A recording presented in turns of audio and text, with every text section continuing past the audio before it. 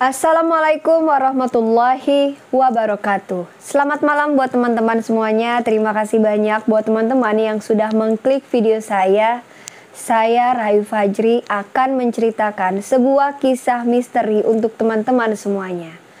Buat teman-teman yang penasaran dengan kisah apa yang akan saya ceritakan pada malam hari ini, tonton video saya sampai selesai.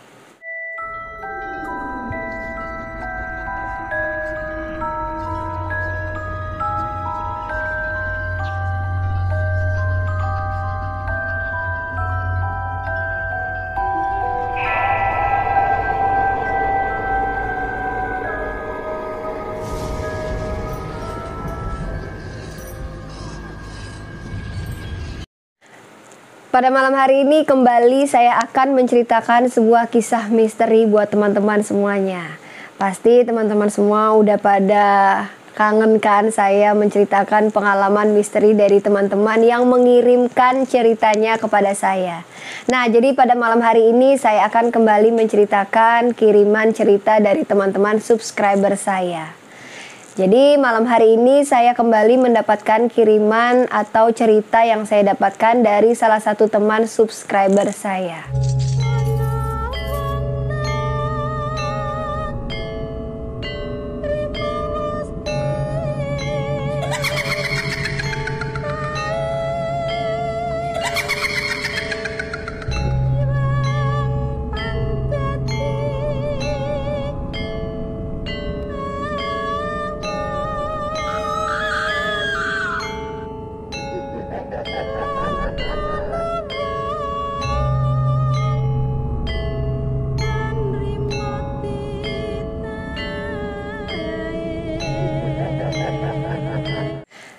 Kisah ini saya dapatkan dari salah satu teman subscriber saya. Dia mengirimkan ceritanya melalui email. Nah, buat teman-teman yang mau mengirimkan ceritanya via email juga bisa ya. Jadi nanti boleh DM ke Instagram saya akan memberikan alamat email saya kepada teman-teman semuanya. Jadi di situ kan lebih panjang, lebih bebas untuk menceritakan pengalaman dari teman-teman semuanya.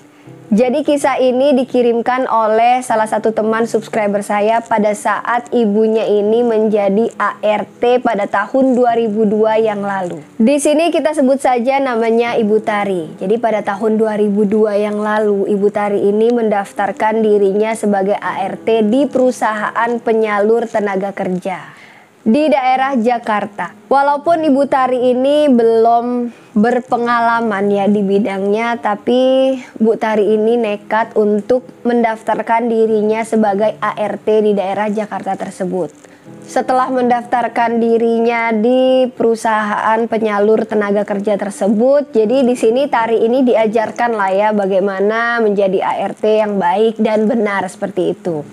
Nah, setelah selesai mendapatkan pelajaran dari perusahaan tersebut, berhari-hari Tari ini menantikan majikan yang akan membawanya untuk bekerja.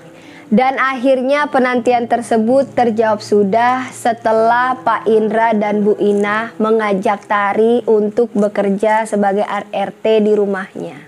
Lalu Tari dibawa oleh majikan tersebut di kawasan perumahan yang cukup elit di daerah Jakarta Selatan. Setibanya di rumah majikannya tersebut, jadi seperti biasa gitu ya, apabila ada pembantu baru atau ART baru, sang majikan ini biasanya mengajak ART tersebut berkeliling di dalam rumahnya dan mengenalkan Tari ini dengan 3 asisten rumah tangga yang lainnya. Dan bukan cuman itu. Jadi majikan Tari ini juga memperkenalkan anak-anaknya kepada Tari. Yaitu anak pertama dari majikannya itu yang bernama Evano 10 tahun, Edgar 7 tahun, dan Lisa 5 tahun.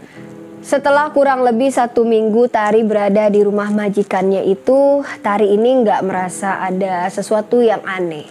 Keluarga Pak Indra juga sangat baik sama Tari, anak-anaknya pun juga seperti itu. Jadi anak-anaknya juga sopan sama Tari, tidak ya menunjukkan hal-hal yang membuat Tari ini jengkel atau apapun lah ya.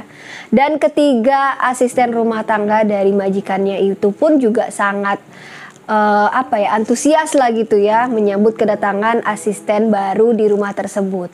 Jadi Tari ini pada minggu pertama merasa sangat nyaman dan betah di rumah majikannya tersebut. Keadaan yang tenang seperti itu seketika berubah pada saat Pak Indra ini menyuruh Tari untuk merawat ibunya. Pada saat itu Tari ini dipanggil oleh Pak Indra dan Bu Ina. Jadi setelah dipanggil, Pak Indra ini nanya sama Tari, "Jadi Tari gimana kamu setelah bekerja di rumah saya?" Lalu Tari menjawab, "Alhamdulillah Pak, saya betah. Bapak dan Ibu juga sangat baik sama saya. Teman-teman yang lain juga sama Pak, seperti itu." Nah Tari, maksud saya sama Ibu manggil kamu itu adalah, jadi besok itu kamu harus dipindahkan ke rumah ibu saya. Dan saya juga mohon maaf nih di sini karena terkesan mendadak, karena memang pengasuh ibu saya itu tiba-tiba minta pulang kampung. Belum juga Tari ini sempat bertanya ya sama Pak Indra, terus Pak Indra ini langsung kembali mengatakan kepada Tari, "Nah kamu gak usah khawatir Tari, kondisi ibu saya pada saat ini juga udah gak bisa jalan, terus ibu saya juga gak bisa berbicara. Makannya pun juga harus dibantu dengan selang. Nah, tugas kamu di sini hanya memberikan makan lewat selang pada ibu saya dan memberikan obat tepat waktu. Terus harus menggantikan popoknya dan membersihkan badannya itu 1 hari 1 kali saja. Nah, semakin lama kamu bekerja di sana, gajimu bakal kita naikkan 2 kali lipat. Dan jangan khawatir, bonus kamu juga akan saya berikan 3 kali lebih besar dari ART saya. Nah, kalau di rumah ibu saya juga kamu bebas mau masak apa saja. Karena ibu saya itu memang ada makanan khusus buat dia." Setelah mendengarkan penjelasan yang cukup panjang mengenai pekerjaan barunya Tari ini di rumah orang tuanya Pak Indra, akhirnya pada hari itu juga Tari ini diantarkan oleh Pak Tanto, supir dari Pak Indra, ke rumah orang tuanya Pak Indra. Jadi perjalanan dari rumah Pak Indra menuju ke rumah ibunya Pak Indra ini kurang lebih 15 menit lah di perjalanan menggunakan mobil. Di dalam perjalanan tiba-tiba saja Pak Tanto ini memberikan pertanyaan yang membuat Tari ini tiba-tiba langsung bertanya-tanya. "Tari, apakah kamu yakin mau mengurus Ibu Sulis?"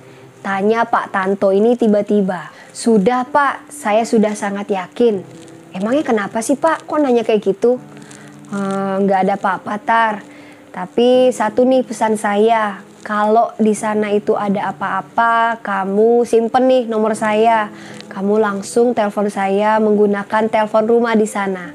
Dan satu lagi, apabila perlengkapan dari Bu Sulis ini habis atau apapun lah kebutuhan dari Bu Sulis ini habis, kamu boleh hubungi saya. Jadi nanti saya yang mengantarkan semua kebutuhan Bu Sulis ke rumahnya. Pada saat sampai di rumah ibunya Pak Indra ini, Bu Sulis, pada saat menginjakkan kakinya ke rumah tersebut, tiba-tiba saja bulu kuduk dari Tari ini langsung merinding. Dan dari dalam juga tercium aroma busuk yang sangat menyengat. Gambaran dari rumah tersebut juga seperti rumah angker yang sudah tidak terawat. Dan tiba-tiba Tari ini dikagetkan oleh Pak Tanto. "Nah Tari, jadi inilah rumah Bu Sulis. Kamu jangan heran. Jadi memang rumah ini terkesan sangat tidak terurus karena semua yang pernah mengurusi Ibu Sulis terfokus hanya mengurusi Ibu Sulis saja. Jadi memang rumahnya ini nggak terurus." Dan mengarahkan Tari untuk bekerja mengurusi Ibu Sulis.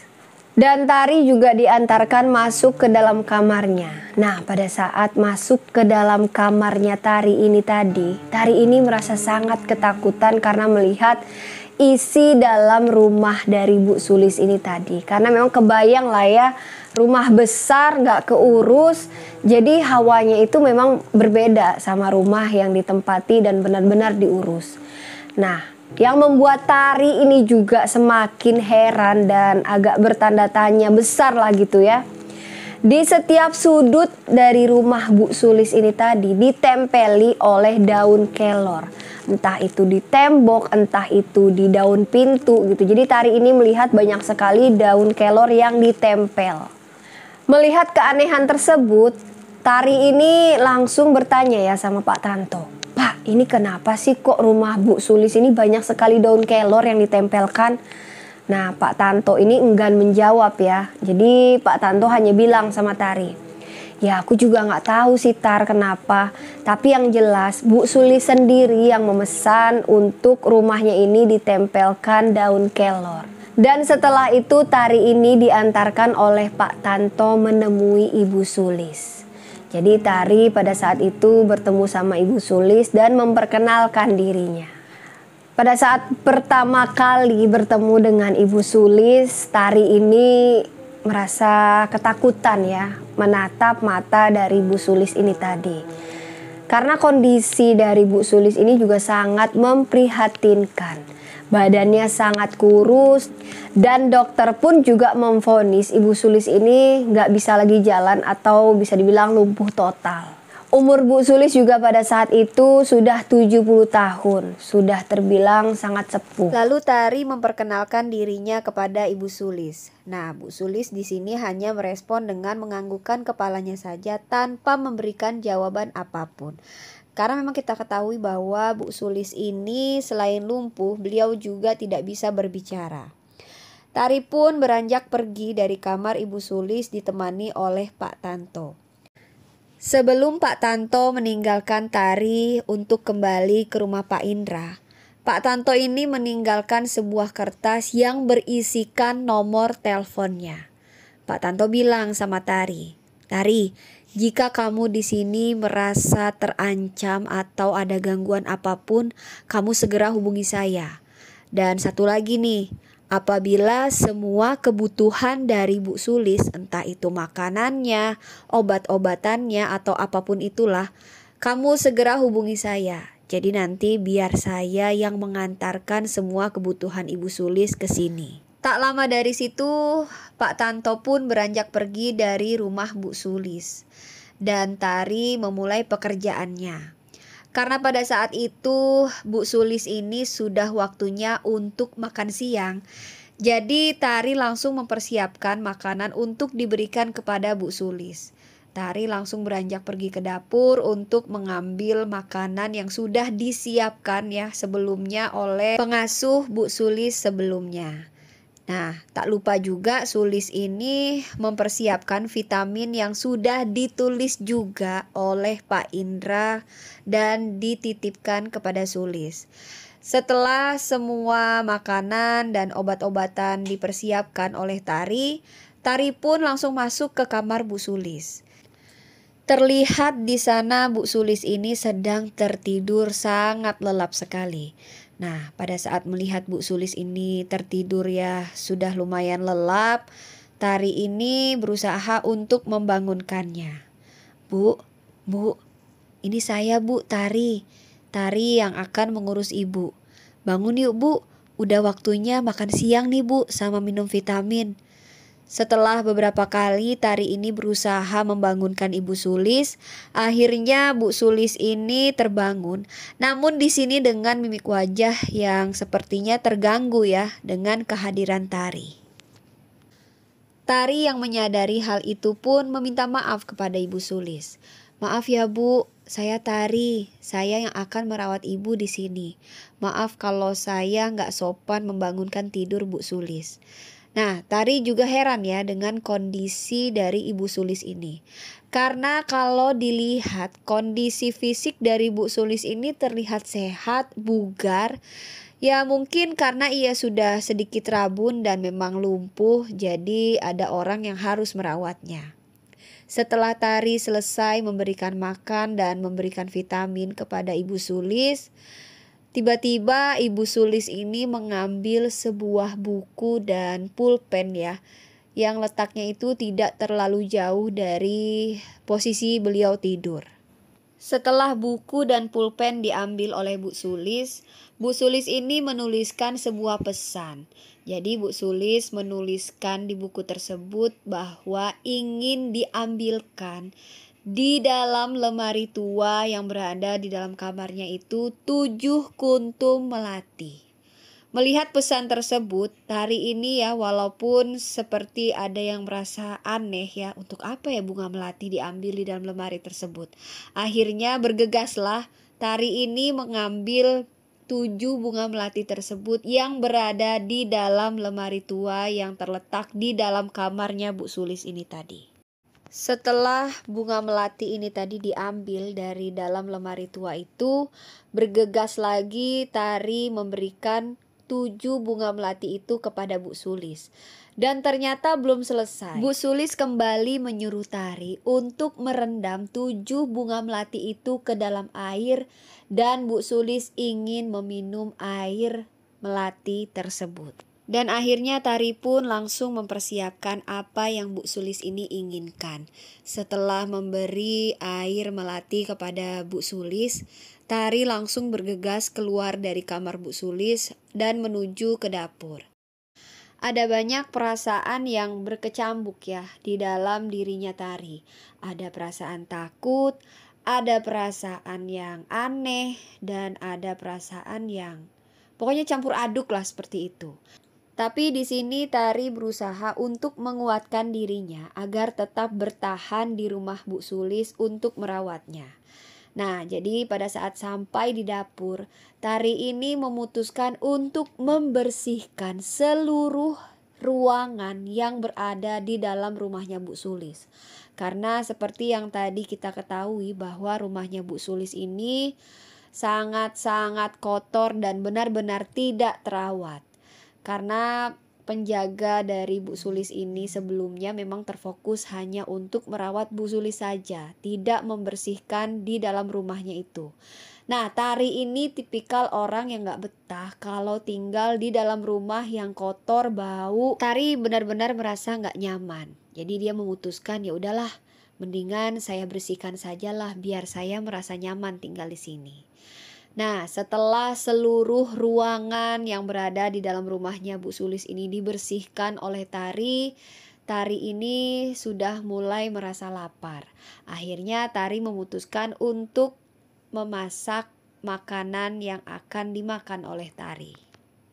Pada saat Tari hendak memulai masak, ia mendengar seperti ada suara dentuman yang sangat keras di lantai 2 rumah Bu Sulis. Seperti suara petir, benar-benar kencang dan membuat Tari ini merasa terkejut. Akhirnya Tari pun langsung berlari ke atas untuk mengecek ke arah suara yang ia dengar tadi. Namun pada saat Tari ini sampai ke lantai 2, seperti tidak ada apa-apa yang terjadi di sana. Tari membuka jendela juga, Tari melihat cuaca sangat cerah pada saat itu.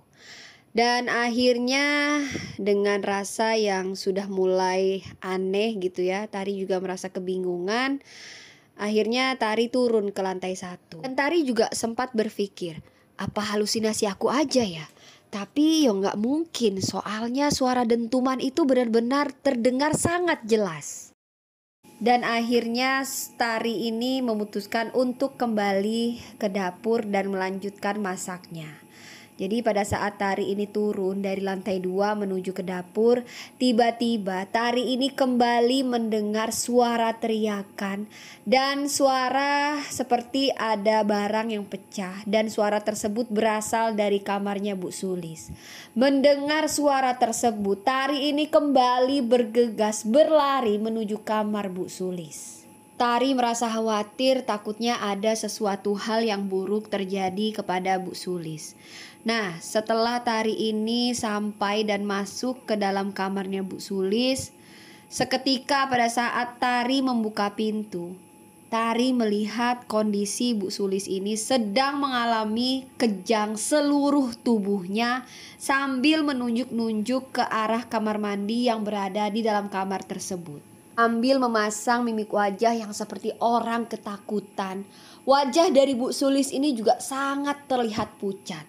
Tari yang pada saat itu melihat kondisi yang seperti itu membuat seluruh badannya Tari ini juga merasa lemas. Karena sebelum Tari ini datang ke rumah Bu Sulis, Pak Indra itu tidak sama sekali menjelaskan bahwa Bu Sulis ini tidak pernah mengalami kejang. Jadi Sulis merasa bingung gitu ya, apa yang ia harus lakukan. Sedangkan Pak Indra tidak memberitahunya bahwa Bu Sulis ini pernah mengalami kejang yang seperti itu. Akhirnya Tari berusaha untuk menenangkan Bu Sulis. Nah, jadi terlihat ya dari sorot matanya Bu Sulis ini seperti ia melihat sesuatu. Ketika Tari menoleh ke arah yang Ibu Sulis ini tunjuk, seketika Tari melihat ada sekelibat sosok bayangan hitam yang sangat besar sedang terbang menembus tembok. Tari yang melihat hal itu semakin merasa sangat ketakutan. Namun di sini ia harus menenangkan Ibu Sulis. Seperti arahan dari Pak Indra, jika Ibu Sulis ini sedang dalam keadaan tak sadarkan diri atau sedang dalam keadaan berteriak-teriak gitu ya, ia harus segera dikasih obat penenang untuk Bu Sulis agar kembali tertidur. Nah, Tari yang mengingat pesan tersebut langsung mengambil obat itu dan berusaha meminumkannya kepada Bu Sulis. Setelah itu, Tari ini sudah merasa sangat ketakutan ya, karena hal tersebut belum pernah sebelumnya ia alami. Dan akhirnya Tari berusaha kembali untuk menelpon Pak Tanto, karena Tari merasa sudah sangat tidak nyaman, merasa takut dan merasa terancam gitu ya di sana. Jadi di dalam telepon Tari bilang sama Pak Tanto, Pak Tanto, ada satu hal kejadian yang membuat Tari merasa ketakutan. Kalau bisa saat ini juga Pak Tanto datang ke rumah Bu Sulis, Tari tunggu. Nah, jadi di dalam telepon Pak Tanto bilang sama Tari, ya udah kamu tunggu di sana, Bapak segera datang ke situ. Kurang lebih 15 menit lah ya. Pak Tanto ini menuju ke rumah Bu Sulis. Akhirnya Pak Tanto sampai di rumah Bu Sulis. Melihat Pak Tanto ini datang ke rumah Bu Sulis, Tari ini langsung menghampiri Pak Tanto dengan wajah yang sangat tegang, masih merasa ketakutan, panik gitu ya. Membuat Pak Tanto ini bertanya-tanya, "Kamu kenapa sih, Tar? Ada apa emangnya?" "Aduh Pak, ada sesuatu hal yang terjadi." Dan Tari juga merasa hawa rumah ini tuh panas Pak. Tari mendengar ada suara-suara aneh dan barusan ada kejadian yang membuat Tari merasa sangat ketakutan. Dan seketika Pak Tanto ini langsung melihat sekeliling di dalam rumahnya Bu Sulis. Ternyata daun kelor yang pada awalnya sudah tertempel ya di setiap sudut rumah, di daun pintu, sudah nggak ada lagi. Lalu Pak Tanto ini langsung nanya sama Tari, "Tari, ini daun kelor yang berada di sudut rumah, di tembok-tembok dan di daun pintu pada kemana? Kamu apain?" Nah, jadi pada saat Tari ini membersihkan rumahnya Bu Sulis, daun kelor tersebut ternyata semuanya Tari buang. Lalu Tari menjawab, Tari buang Pak, soalnya daunnya sudah pada kering Pak. Niatnya mau Tari ganti dengan yang baru. Sontak Pak Tanto sangat terkejut. "Memangnya kenapa Pak?" tanya Tari kembali. Jadi Tari ini menanyakan kembali tentang daun kelor itu. Lalu Pak Tanto menjawabnya, "Daun itu berfungsi buat nangkal setan di rumah ini. Seharusnya saya nggak boleh cerita tentang hal ini kepada siapapun. Itu arahan dari Pak Indra." "Bener kan? Pasti kamu sudah diganggu sama setan di rumah ini. Karena kamu sendiri yang buang penangkalnya." Tari yang mendengar hal tersebut juga ikutan terkejut gitu ya. Tari di sini nggak bisa berkata apapun. Sekujur badannya Tari ini seketika lemas. Dan Pak Tanto yang melihat kondisi Tari yang seperti itu, Pak Tanto ini berusaha untuk menemani Tari yang sedang dalam kondisi yang sangat ketakutan. Dan Tari juga minta tolong ya agar kepada Pak Tanto untuk mengantarkan Tari pulang. Tari bilang sama Pak Tanto, "Pak, sepertinya Tari udah gak bisa deh Pak melanjutkan kerja di sini. Tari benar-benar takut Pak. Tari mau pulang aja deh Pak. Tari minta tolong ya Pak sama Bapak untuk diantarkan ke terminal bus. Tari mau pulang kampung aja Pak." Tekad Tari untuk berhenti bekerja di rumahnya Bu Sulis dan Pak Indra ini sudah benar-benar bulat. Jadi Tari ini bilang sama Pak Tanto, Tari mau berhenti Pak, pokoknya Tari mau pulang kampung aja. Nah sebelum Tari pulang kampung, Tari mau nanya nih sama Bapak. Karena memang Pak Tanto ini bekerja di rumahnya Bu Sulis dan Pak Indra ini kurang lebih sudah 40 tahun lamanya.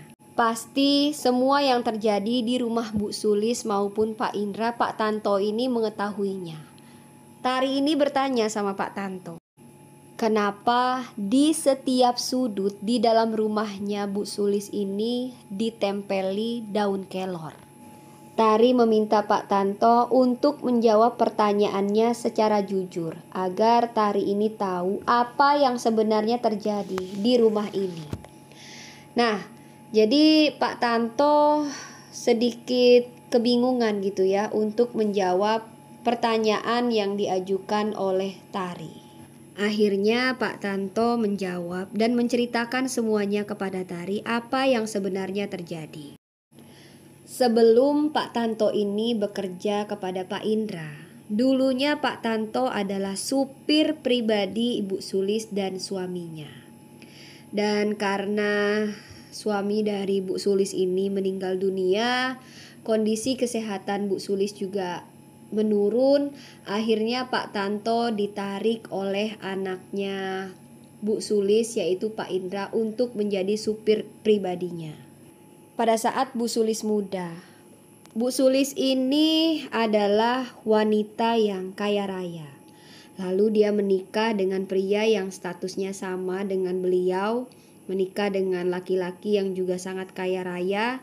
Dan Ibu Sulis juga dulu usaha dan perusahaannya juga sangat banyak dan semuanya berkembang dengan pesat. Namun kini tinggal beberapa saja dan diolah atau diambil alih gitu sama anaknya Pak Indra. Bu Sulis untuk mendapatkan semua kekayaan yang ia miliki itu tidak semudah yang dibayangkan. Tidak semudah kita membalikkan telapak tangan seperti itu. Beliau adalah salah satu pengguna pesugihan tukar guling. Pesugihan tukar guling itu adalah ia bisa menumbalkan seseorang yang ia benci atau lawan pesaing bisnisnya kala itu. Namun, ketika puluhan tahun menggunakan ilmu tersebut, Bu Sulis yang sudah cukup tua ya kala itu sudah tidak bisa lagi menanggung semuanya. Ia tidak bisa menumbalkan siapapun lagi. Karena ia merasa kini tidak ada lagi orang yang ia benci. Dan semua pesaing bisnisnya juga sudah tidak ada yang bernyawa lagi. Semua sudah ia jadikan tumbal. Nah, sudah hampir 10 tahun belakangan ini Bu Sulis ini tidak dapat lagi memberikan tumbal yang sesuai dengan perjanjian di ilmu pesugihan tukar guling itu. Lalu beliau jatuh sakit dan isunya pun juga suami dari Bu Sulis ini sudah dijadikan tumbal berikutnya oleh Bu Sulis. Dan bukan cuma itu saja. Ternyata teror yang mencekam pun selalu mendatangi keluarga Pak Indra, anak dari Bu Sulis. Dan pada akhirnya Pak Indra ini memutuskan untuk menumbalkan beberapa pegawai yang bekerja dengannya setiap tahunnya. Namun tidak semua pekerja yang dijadikan tumbal ya oleh Pak Indra. Bukan pekerja-pekerja yang baru masuk itulah yang akan menjadi target tumbal berikutnya. Nah, saya yang sudah bertahun-tahun kerja di sini hanyalah diwajibkan untuk merahasiakan semuanya. Kalau sampai bisa bocor, saya yang akan dijadikan tumbal berikutnya. Tak lama dari percakapan itu selesai, Tari yang sudah kebingungan pun meminta agar Pak Tanto ini mau memulangkannya atau hanya sekedar mengantarkannya saja ke terminal untuk pulang ke kampung halamannya. Namun Pak Tanto belum bisa menolongnya karena hari sudah mulai gelap dan Bu Sulis juga tidak ada yang menjaganya. Atau Bu Sulis ini harus kembali dirawat oleh Tari. Pak Tanto juga bilang ia harus bisa mengantarkannya besok pagi. Tari pun menerimanya dan mau menunggu hingga esok hari. Namun semalaman menjelang pagi, Tari ini selalu diganggu oleh makhluk-makhluk tak kasat mata yang ada di dalam rumah Bu Sulis. Perilaku Bu Sulis juga sudah berbeda ya, seperti orang yang sedang kerasukan. Semalaman Tari diteror oleh rasa takut.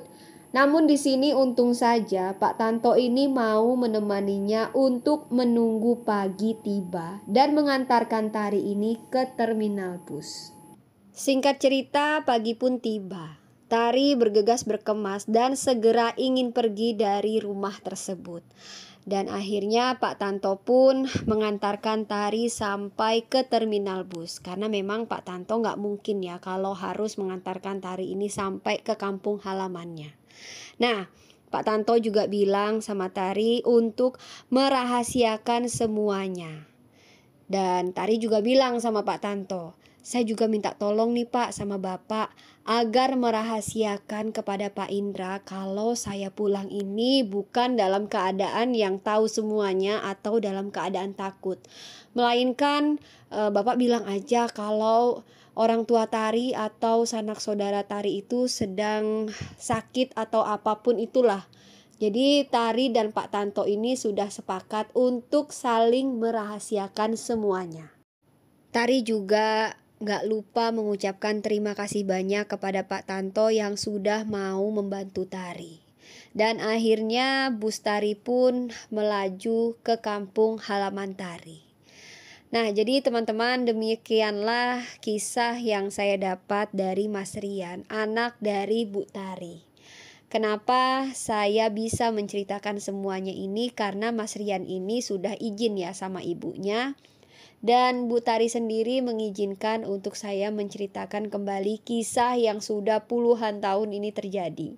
Karena untuk dijadikan pembelajaran buat teman-teman yang mendengarkan kisah saya pada malam hari ini.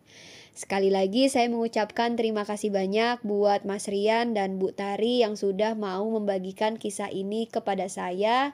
Semoga Mas Rian dan Bu Tari selalu dalam keadaan sehat-sehat terus dan selalu dalam lindungan Allah Subhanahu wa Ta'ala. Buat teman-teman yang mungkin ingin membagikan pengalaman misterinya, boleh teman-teman DM ke Instagram saya. Insya Allah satu persatu saya akan menceritakan pengalaman dari teman-teman semuanya. Namun buat ceritanya yang belum saya ceritakan, saya mohon maaf karena mungkin durasinya yang belum cukup. Tapi buat teman-teman jangan merasa berkecil hati. Karena di next video saya akan membuat satu segmen yang khusus menceritakan kiriman teman-teman semua walaupun durasinya itu tidak terlalu panjang. Jadi nanti dalam satu video saya akan membuat 3 atau 4 cerita. Jadi buat teman-teman yang belum diceritakan, insya Allah di next video ya teman-teman semuanya. Dan buat teman-teman yang mungkin baru bergabung di channel YouTube saya, jangan lupa diklik tombol subscribe. Nyalakan juga lonceng notifikasinya supaya teman-teman tidak ketinggalan apabila saya mengupload video terbaru. Jangan lupa di like, di komen, dan jangan lupa dibagikan ke media sosial teman-teman yang lainnya. Jangan lupa di follow akun Instagram saya Rahayu_Fajri dan akun TikTok saya Rahayu_Fajri. Di sana saya akan mengupload keseharian saya dan yang pasti saya akan mengupdate video-video terbaru di channel YouTube Rahayu Fajri. Saya mohon maaf apabila terdapat kekurangan di dalam video saya kali ini. Saya Rahayu Fajri pamit undur diri. Wassalamualaikum warahmatullahi wabarakatuh. Jangan lupa selalu ada misteri di sekitar kita.